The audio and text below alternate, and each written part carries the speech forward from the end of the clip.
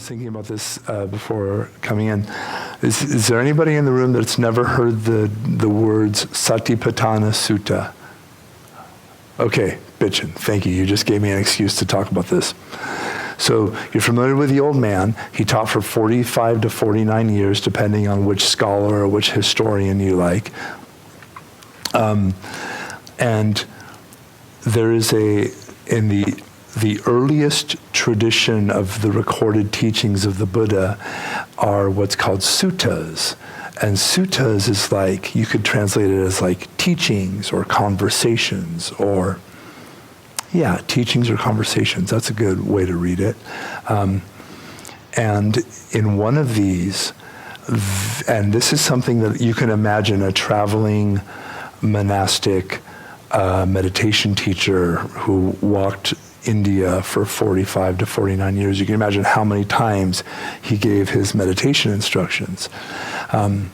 So there's this text called the Satipatthana Sutta, which looks like it's like the compilation of his basic meditation teachings. Satipatthana roughly translates to, I just want to make sure oh, thank you, Faye. Faye was like, I haven't heard it. Satipatthana roughly translates to arousings of mindfulness, or places to put mindfulness, or frames or arenas of mindfulness. And the four satipatthanas that the Buddha talks about, the four places to like apply or explore mindfulness, are body, feelings, mind, and objects of mind, which is a weird way of saying everything, including the kind of spiritual dimensions of things, ways to explore clinging and aversion and the ways we get caught and the ways we get free. But the foundation of all these, and granted, you can have 4 Buddhist teachers talking about the Satipatthanas and have 10 different opinions about the right way to translate them. But basically, just think about it. Think about a human. Places to, where are you going to explore your mindfulness? Oh, I know. Body, which includes posture and breath, and any sensation coming from the 5 senses. And then feelings, which includes moods, things as complicated as like, think about how complicated our moods are sometimes. Oh, I'll speak for myself, how complicated my moods are sometimes. Like I'm mad, but I'm not really mad, but I'm kind of frustrated, but this whole thing. All the way from as complicated as that to as simple as, I don't like this, or I like this a lot. So feelings, like that whole soup. And then mind being like thinking, the thinking that we all do and the ways that we think. And then mind objects, which is like maybe a little deeper. A good way to put it would be like the habitual ways that we get caught. Anybody in this room get kind of caught by their own thinking? Yeah, me too. Yeah, a lot. So the Buddha basically made this list of like, here's 4 places to apply mindfulness. And the interesting thing is, he made the instructions for how to do it are the same for every frame. They're the same for every place. Body, feeling, thinking, mind objects. And the basic instruction is, and I'm paraphrasing, of course, sitting calmly with great attention, drawing near with great intimacy to your experience, setting aside any kind of binary, hope or fear, clinging or aversion, picking and choosing, refusing, just opening and being present to in a very clear way whatever is happening.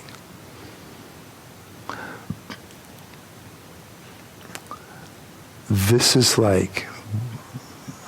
is meditation. And just like there are different ways to meditate, there are different things to meditate on. So these are the Buddha's 4 basics. So when we sit together and I say, just notice what's happening in your 5 senses, and sometimes I even, prompt a few, do you feel what's touching your skin? Do you feel your feet on the ground? Do you feel your breath? Do you feel your posture? All of that is included in mindfulness of the body. In the Pali language, it's kaya nupassana. And it's such a brilliant insight of the Buddha that the same skills that you use to just pay attention to whatever you're feeling in the body is the same set of skills that you develop and then utilize when you're paying attention to everything that's going on in your mind in the most abstracted, subtle. Like, how hard are thoughts to grasp? They're like impossible to grasp. They swarm up like bees when you want them to be still. And then when a mood settles in and you want it to get the hell out, it stays for all day long. Like a song that you can't get rid of in your ear. So the Buddha always begins with body and breath because it's simple, it's intuitive, and it's easy to get a handle on. So everybody in this room can feel the backs of your thighs, sit bones, and buttocks in whatever you're sitting on, right?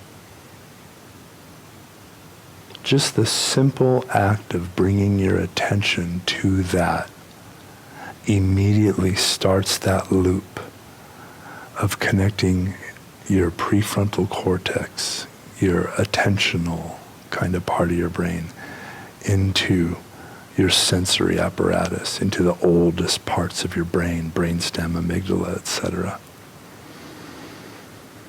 You do this over and over again, which is why when we're meditating here or anywhere else and you're meditating and then you think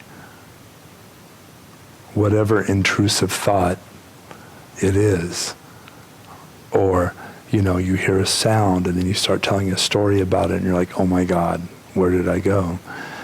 That's not a problem. In fact, that's wonderful. That gives you an opportunity to bring the mind back in a gentle and kind way, and you're actually strengthening that muscle. It's like when you're at the gym. You don't just do one and then hold it and you're like, I'm done, I'm very strong now.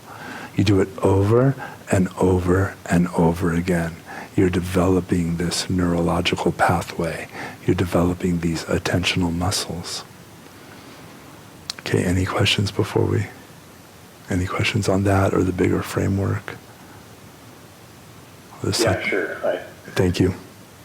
I've got one. This is Alex Coop on the screen there. Yeah. You had mentioned the 4, mm-hmm. but when you did, you said, here's the process, and you're going to bring attention to it. And there were a number of different words and adjectives that you used, I think, to describe that you would just let them come up, and they neither are or aren't this or that. There's a frame of mind that you have. Mm-hmm. Can you talk some more about that? Yeah, there's a refrain in the Satipatthana Sutta that the Buddha does again and again, and it's really quite beautiful and poetic, but it basically, one way of thinking about it, the words he uses is ardent, mindful, clearly knowing, setting aside all hankering and fear or anxiety for the world. So this is an easy thing to find online. You can look up Satipatthana refrain, but it's so beautiful the way he puts it, ardent. Like, think about like the way a lover is ardent, the way, there's a certain amount of intensity, but it's beautiful. It's drawing close to. It's like, it has a certain warmth, right? Ardency. And then mindful, of course, with that open, intimate, light attention, and then clearly knowing. That's from the word sampajana. So that means with clear knowledge, like just what's arising, just knowing what's arising, not fabricating this or deciding that, just what's here. And then setting aside all hankering and dismay, and you can think of that as any kind of binary, like setting aside any hope. Like, Zen people talk about setting aside your gaining mind, setting aside, I'm going to get enlightened with this one sit, or setting aside like, I hope this thing happens in the future, or I hope this thing doesn't happen in the future. So ardent, mindful, clearly knowing, setting aside all hankering and anxiety. I don't know if that was what you're asking for. That was great, thank you. Thank you, sir. I should have actually read it beforehand, so I'm not going by memory, but it's that whole thing, right? You're just bringing attention to whatever's arising with that tenderness, that intimacy, clearly knowing what's arising, and setting aside any kind of like, I like this, I don't like this, like, okay. When you get up, you can do all your like, that was a good sit, that was a bad sit. That's fine, like, no problem. Don't do that now. Now is only for being present and open. Okay, so let's do a little bit of that. And in a weird sort of way, it's like pointing at the obvious. Like, that's what we do every time, right? But pointing out the obvious, usually things that are in front of our face need the most pointing out. Just like our vast, luminous Buddha mind awareness that is always operative. Oh, I hope whoever that's for is safe and happy, and whoever's operating that is guided by wisdom and kindness. Okay. So many of us have an experience of concentration that's driven by aversion or clinging. Like, it's amazing how concentrated I can get when I'm starving and I'm trying to make food. That is concentration. That's gathering of mind, but the fuel is I'm hangry and I need to eat now. Or similarly, if you're trying to get out of a situation that you don't like, and all of a sudden it becomes the only thing in the room, the only important thing is getting out. That's also very gathered and very concentrated, but the fuel is aversion. So the Buddha proposes something really profoundly different. He says, what if you could bring that gathered, ardent, concentrated way of paying attention, but the fuel of it is tenderness, intimacy, equanimity, spaciousness. So, just being present in an open, non-judgmental way to whatever happens to be arising.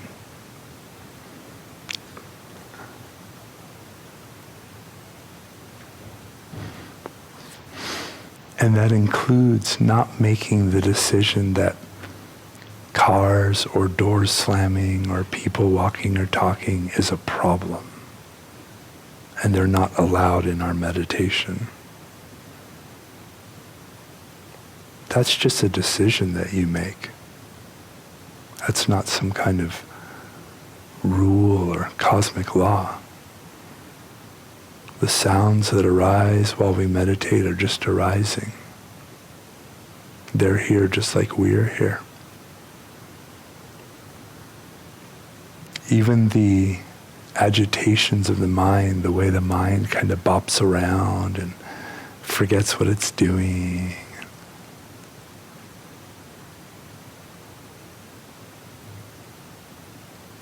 That's just the energy of the mind. So from this very open, and like spacious, accepting place.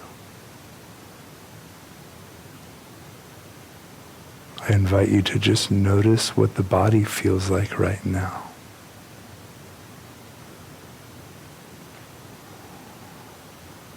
And you could start in a very general way.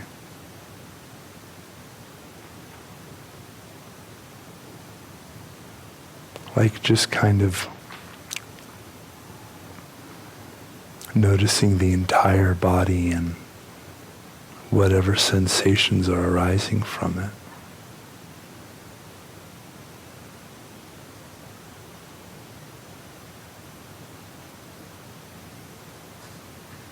Maybe even name them, like, for me,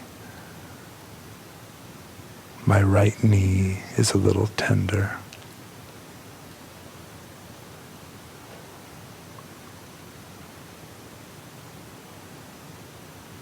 My back and chest is a little warm.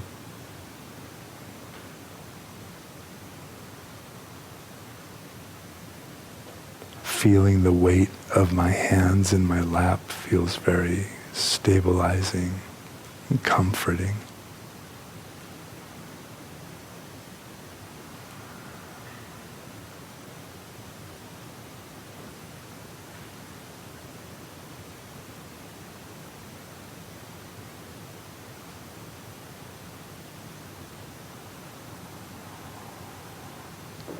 I can hear the sounds that are falling into my ears.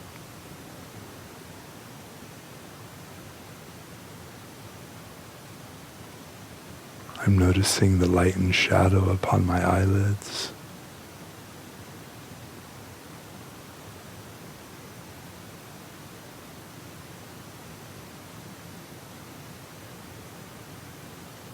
And I can feel my breath flowing in and flowing out of my body.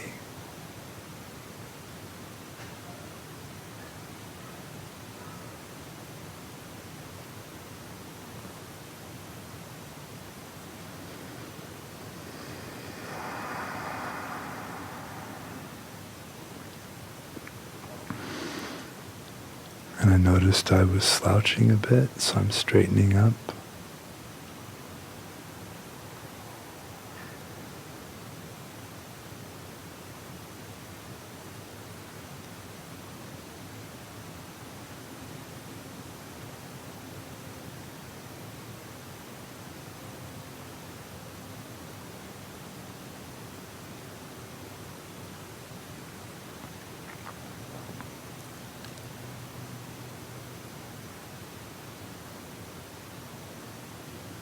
And if you like, you'd be welcome to notice the sensations of your breathing. Each breath that flows in and flows out.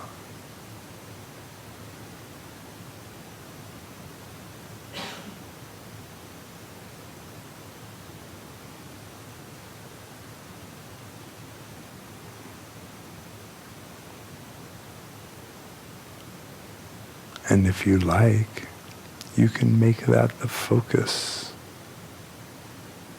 You can bring the sensations of breath to the foreground.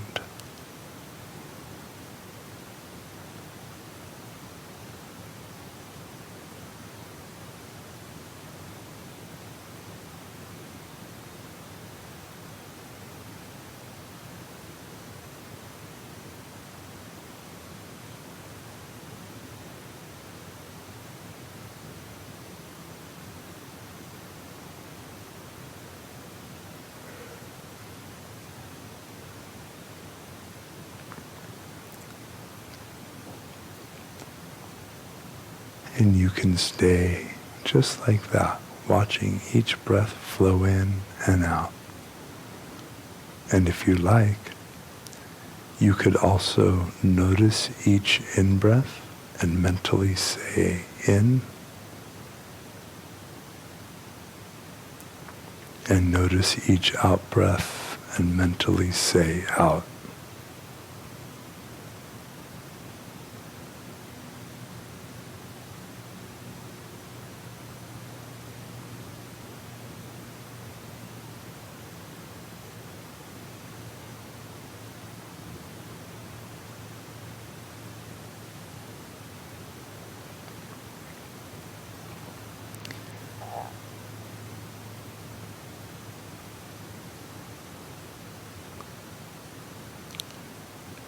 if you notice some agitation, like if mind is a little jumpy and doesn't want to settle down with the breath,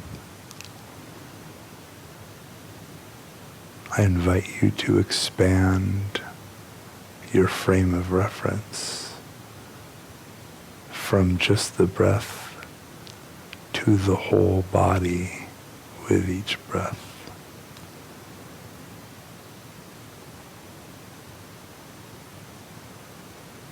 Feeling the whole body with each inhale. Feeling the whole body with each exhale.